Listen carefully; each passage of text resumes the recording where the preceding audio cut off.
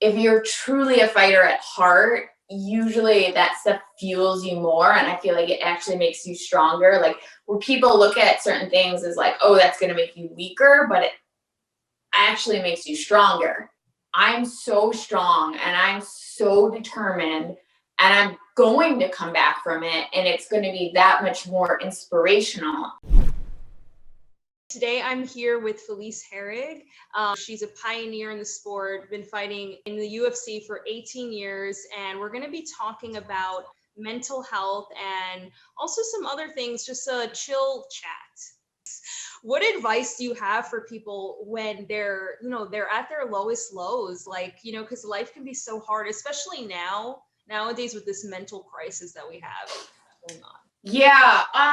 Well, my first surgery that I had I was very motivated and positive in the beginning, but then I guess my doctors gave me this 6 to 9 month timeline of the healing process. And I'm so healthy that I was like, oh, I'm going to be at that 6 month mark, and then I wasn't at the 6 month mark.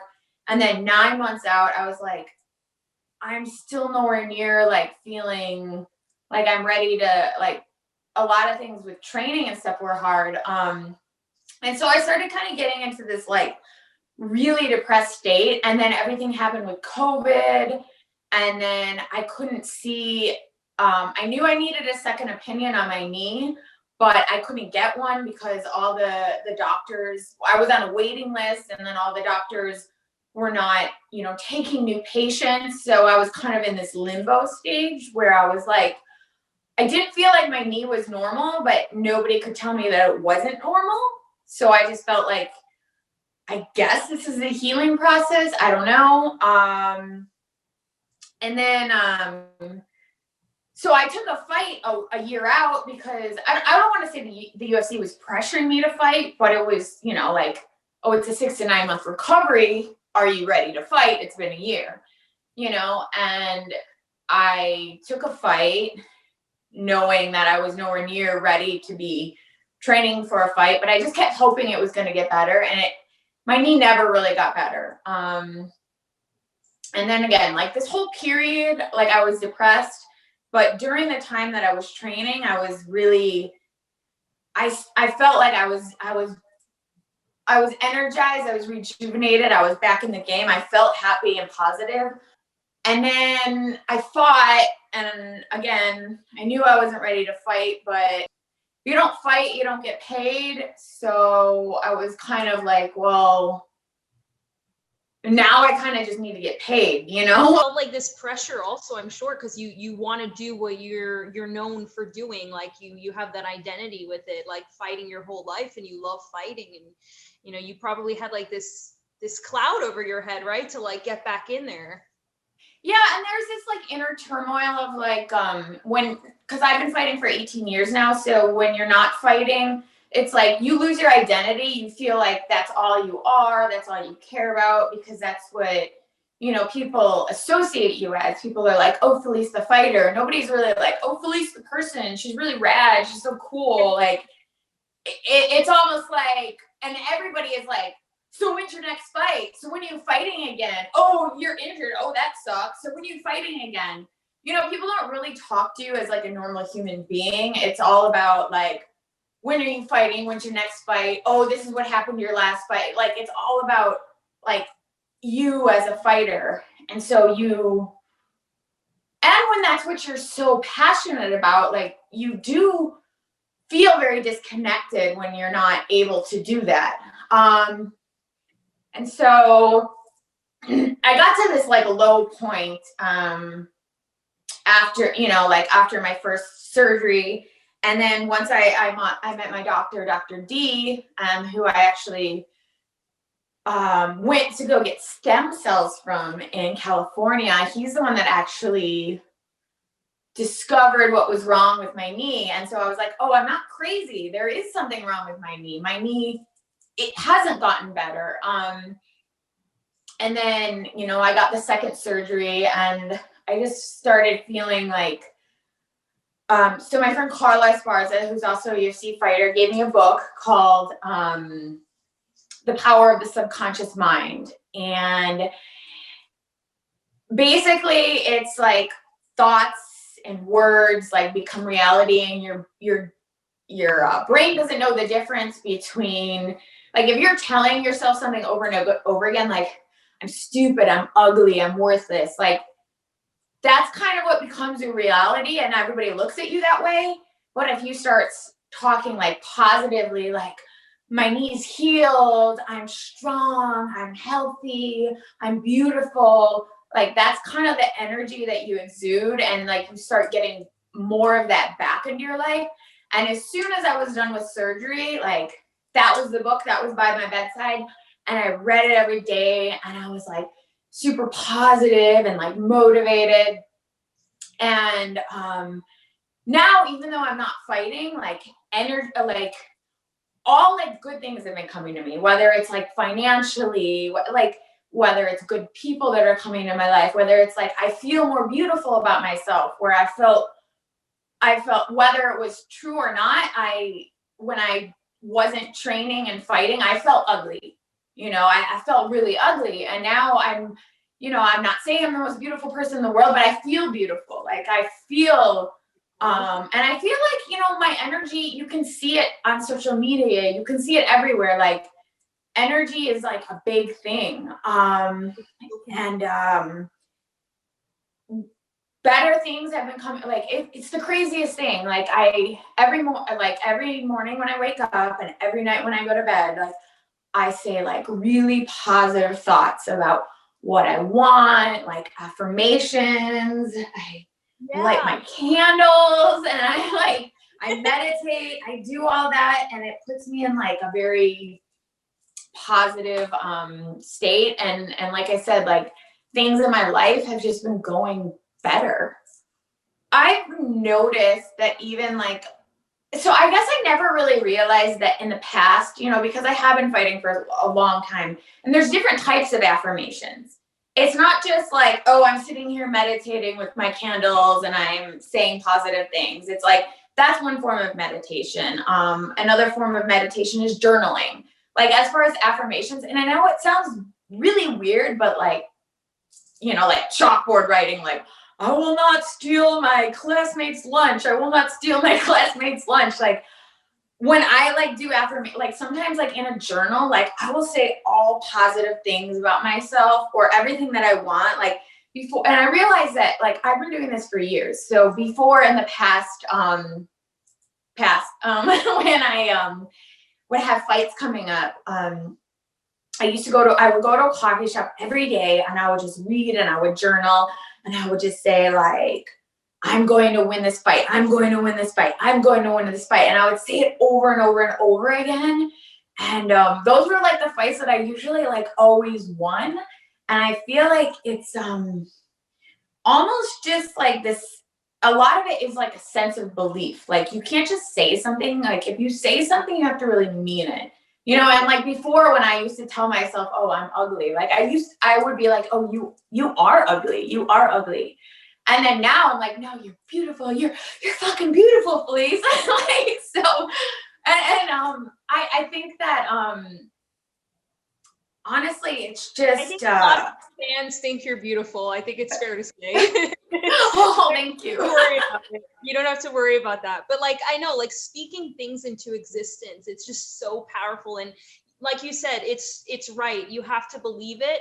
And that's the thing. How do you make yourself believe it? Right? That's like, I guess, the difficult part, like, that people struggle with. Like, yeah, I can read an affirmation, but I don't believe it. The thing is, though, is that the more you do it, like, the repetition of it, just saying it over and over and over, like, words, they just have a way of like marinating in your mind, like, for like day 1, day 2, day 3. And like, after like 2 weeks, you're like, wow, I really understand like where this is coming from. And I think sometimes too, it's believing that you deserve it. Because sometimes we all have this like idea in our mind that like maybe what we want we don't deserve, so we don't really say it with affirmation. Like, let's say you really want to find love. You know, a lot of people want to find love, but sometimes you don't deserve that you find, you know, like you'll meet somebody or you're like, oh, that could never happen to me. So you're almost like, your thoughts are almost always on that negative, like, road, as opposed to being like, no, I deserve love. I'm going to find love. I'm going to meet the, you know, the man of my dreams, and he's going to show up at the right time in my life. And it's almost just like getting yourself motivated to feel like that's going to happen. I feel like it's the motivation. I don't necessarily think it's like being like always like believing it, but I feel like believing that destiny is just going to come your way, because you know, you hear all these things about miracles. I think that that's like the biggest thing, is believing like a miracle could happen for you. And a lot of things seem like, oh, it's a miracle, but it really is just like things falling into place the way they should be. And I feel like that's the way life really truly should be. Like, we all are deserving to be happy. We're all destined to be happy. And I feel like if you believe that whether, you know, no matter what it is in life, like, you're destined to live the life like of your dreams, and believe that like miracles happen, like whatever, if you think that that's a miracle, whatever, like that's cool. But like, I feel like I've always kind of thought like that, even with fighting. Like, people always told me like, you're never going to do anything with fighting, and girls, you know, there's nothing for women in this sport. And I could have quit a long time ago. And if I quit a long time ago when nothing was happening, then I wouldn't be where I am now, where everything is happening for female fighters, you know?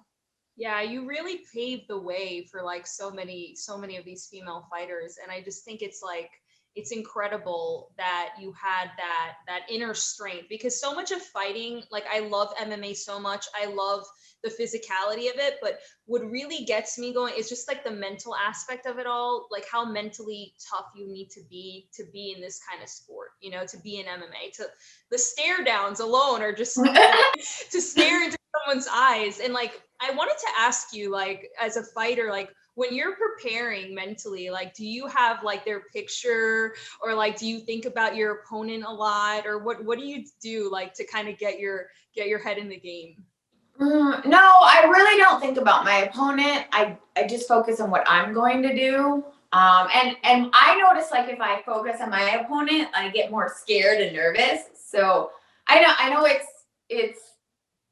it's a trade-off, you know, because sometimes people who like, they really study their opponents and they really like focus on all that, like it can have like great results for them. But for me, I'm just like, I think that focusing too much on my opponent takes away from me focusing on myself. And I also think that it sometimes can hinder you from believing in yourself, because then you're like, oh, what if they do this? What if they do that? What if they, you know, so you don't necessarily focus on like all your like capabilities and your strengths.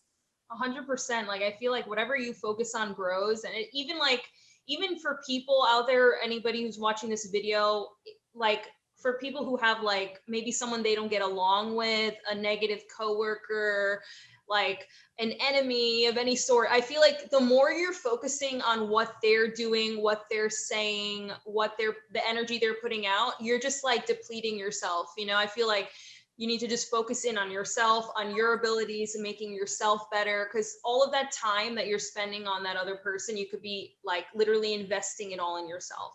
Do you ever feel like the weight is just so tremendous, like walking in, like hearing Bruce Buffer say your name? Like, how does it feel like right before you're about to like punch someone in the face? I actually feel calm at that point. At that point, it's more like leading up to the fight, whereas the most like anxiety, because it's like the unknown and you're just like waiting and you just don't know like what's gonna happen, when's it gonna happen. But actually, like the walk to the cage, and like once I'm in the cage, like I'm pretty okay. Like, I feel at the most calm, the most at peace. And I feel like, honestly, I feel like when I'm in the cage, it's like the most authentic self that I have. Like, it's when I feel like I'm on like the most on purpose, I just feel like the most calm, like that I ever really feel. And I know that that sounds like ass backwards, but that's just the way it is for me.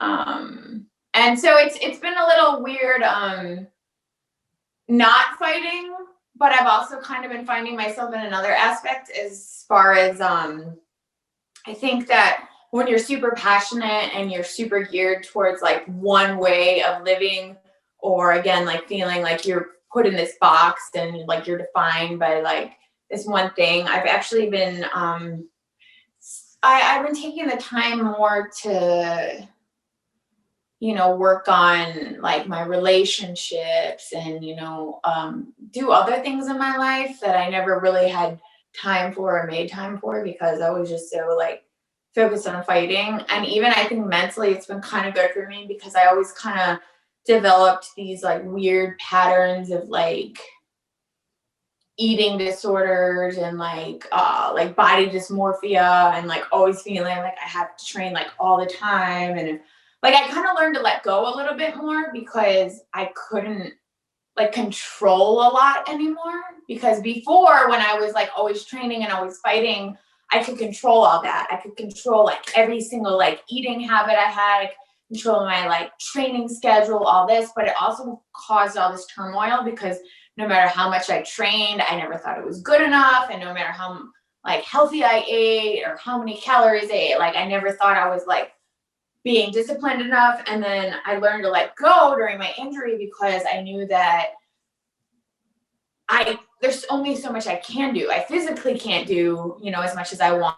And then even if I do try to push myself, then I'm just going to injure myself even more. So, and knee injuries are weird because like it takes a long time to like even like the littlest things that you don't think about, like straightening your knee and like bending it, like those things take so much time. Or even like the first like 10 to 12 weeks, like I had to be on crutches. My doctor, like, you're not allowed to be fully weight bearing. Like you can't put pressure on your like knee or you're going to mess it up. So it's like having to like back off and let go kind of gave me this sense of peace of not trying to control everything and feeling like it was okay to not be like almost like to rest.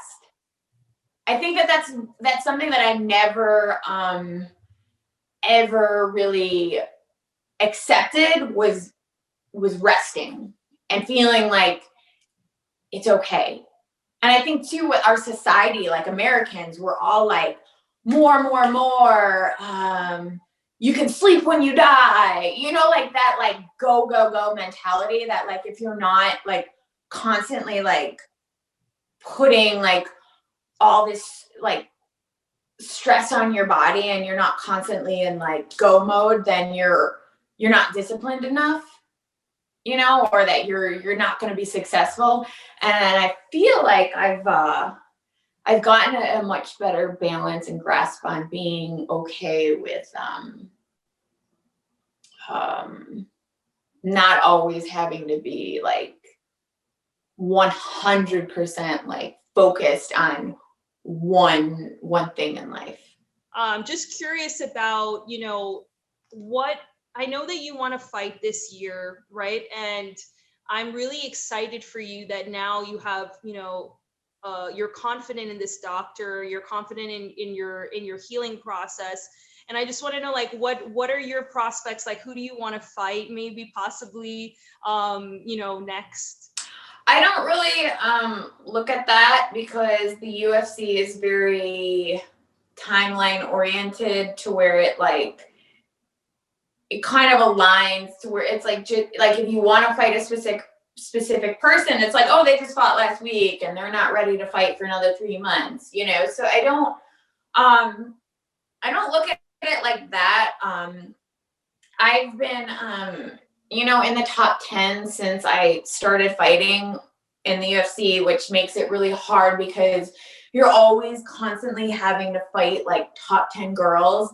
And that was the hard part with like coming back from my first knee surgery, even though knowing that I wasn't really ready to fight. Like I got a super tough opponent and I almost just kind of want like of like a fight to where it's like, hey, like everyone who is in the UFC should be willing to fight anyone in the UFC. And like I kind of want like a fight to where I can feel like I'm not, I don't want to be thrown back into like the deep end where it's like getting ready to like be a title contender again. You know what I mean? And I almost kind of want to like go back into the UFC like it's my first fight in the UFC. I mean, I know that's not always realistic, but I want to, I did just get through 2 knee surgeries in 14 months. So I would really like to kind of go back in and like not feel, I feel like the tougher the opponent, the more worried I'm going to be like about my knee rather than the fight. I kind of want, like they call it like a tune-up fight, whatever. Like it's hard to have a tune-up fight in UFC, but like not necessarily get thrown into the deep water. I think the hardest thing is that knee injuries, like my initial injury was bad. It was a fully torn ACL, fully torn meniscus, strained MCL, PCL. The surgery, they did a microfracture, they took tissue from my hamstring, they repaired the ACL, they repaired the meniscus. So it was a lot. And yeah, it was a lot. But then like around the time, like the 6-month mark when I was supposed to be getting better, I was starting to get worse. And like I said, I would get bone contusions and, it was kind of like a catch-22 because a bone contusion, the only way to heal those is to rest. And the only way to get your knee better from ACL surgery is to train. Right. So when you're trying to like train and push yourself to get better, but you're having bone contusions and have to stop, you're kind of like, okay. And, when doctors can't tell you why you're getting bone contusions, I feel like, and I kind of lost a lot of faith in the medical industry too, like big time, because I feel like too, like a lot of like my problems should have been caught, but then I also think that you need to be seeing the right person, and it's hard. Like I feel like I can relate to that too, because there's so many times where there's like a miscommunication, or you assume that they understand, where you're coming from and what you're trying to say. And it's just like, it kind of gets lost. And, if you don't have the right doctor, then yeah, it's really bad, because you're literally putting your health, which is everything, in their hands, and it can be very scary. When I was going through all of my injury, like I had muscular skeletal issue, like I have hypermobility. So I kind of like pulled things in the wrong way. And long story short, it really led me to like starting my own company with the myofascial release crystal massage soaps. And that's where it started. And then, so it was kind of like a blessing in disguise, because it led me to what I have now with Lifestone. And I feel like a lot of us, we think like these bad things happen, but they're actually like a blessing in disguise, because they allow us to see things in a different way. That's how I like to look at a lot of things, especially like in MMA. Like I feel like when people have like a really tough loss, then they just come out like super strong a lot of times. Not all times, but a lot of times. So. And I think that that's something that the casual MMA fan disregards, is because they're always looking at like, oh, you lost, or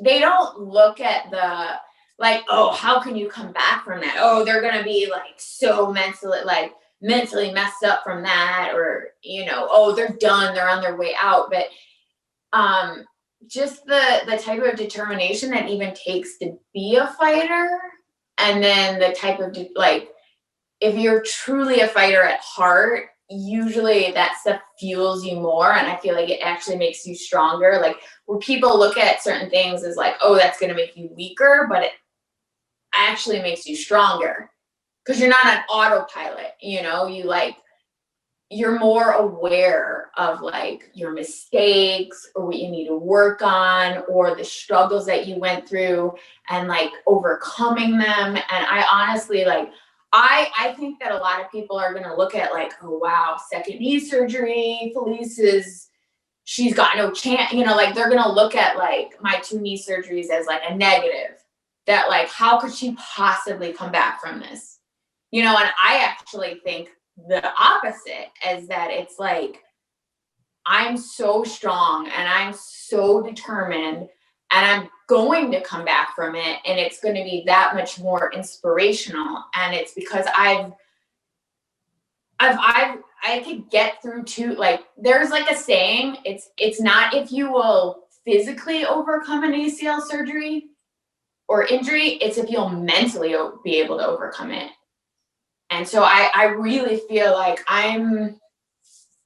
everything that I do is to get better, you know, to where I can fight again. And I really don't look at it as a negative. Yeah, a negative from an aspect of like, this sucks. It's very time consuming, and all this time like recovering, I could have been training, you know, for a fight, you know, but I think that I have something mentally that a lot of people will never know or ever have to face. And I feel like that's like a strength. I agree. I really am so inspired. Like it's incredible. Like especially in MMA, I feel like you guys have it so hard sometimes because the lows are so low.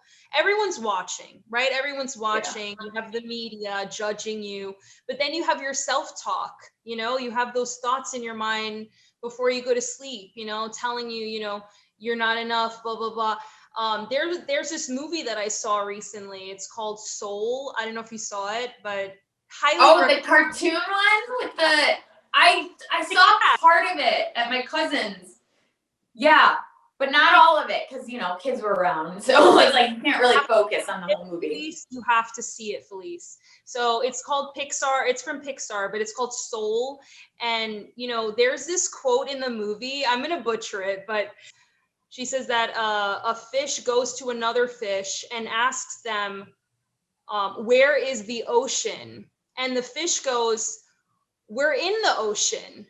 And then the other fish goes, no, this is just water. I want the ocean. So it's like, how are you choosing to look at life, right? Like, how are you, like, what lens are you putting on? And it's a really nice movie because it talks a lot about like as I was saying earlier, with these check marks, the bucket lists of this idea of what you think you should do to give yourself the worth that you are already enough. You know, like a lot of us, we think like we're not enough unless we do this, unless we get the approval, unless the media likes me, unless, you know, these people write good things about me, unless the fans, you know, the fans like me and they say, like, it's such a good movie. And it just really, it makes you understand like how what we tell ourselves like every day, like really, that's really what matters, like the way that we view ourselves, you know, because people pick up on that energy too, you know. And I think that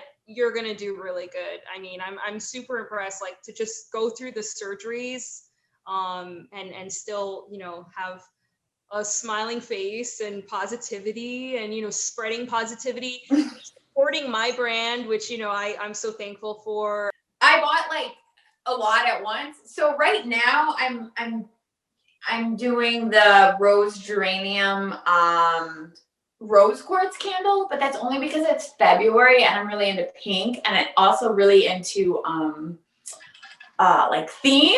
Like all of February, all I'm wearing is pink. So I'm like, okay, that makes sense. You know, my geode is like, oh, it's amazing. I love the geode crystal. And then I'm probably not like your typical like crystal person who's like, oh, this is for this and I'm going to use this for this. I'm just kind of like, I get drawn to colors and it's almost like what is speaking to me. I'm like, oh, that's the one for right now. And right now I'm all about Plus, because when I set up my little energy space, like I love to do my meditation and I do my yoga and I like everything to like feel good and pretty. So I kind of go more towards themes and scents, and it kind of changes with the seasons. I put a lot of intention in them. I love Because them. I feel like making an impact, like meaningful relationships and making an impact on others, like that's the real currency in life.